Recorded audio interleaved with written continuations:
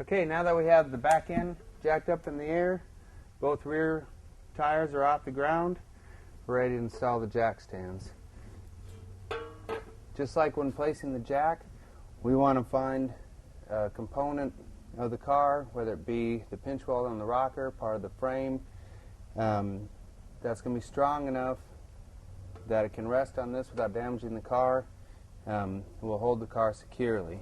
You want to make sure you don't place it on any of the suspension components, these trailing arms, not have it near anything that will bend. So we're going to place these out from the cross member in the back. All this is a structure component and a solid, and we're going to slide them right in there, and it'll be nice and secure. We want to put them in the same place on each side.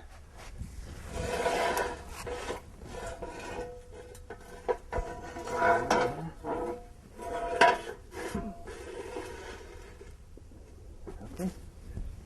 We have both jack stands in place. They're at the same height. Now we're ready to lower the jack, put the weight of the car on the jack stands, and then we'll be ready to remove the tires.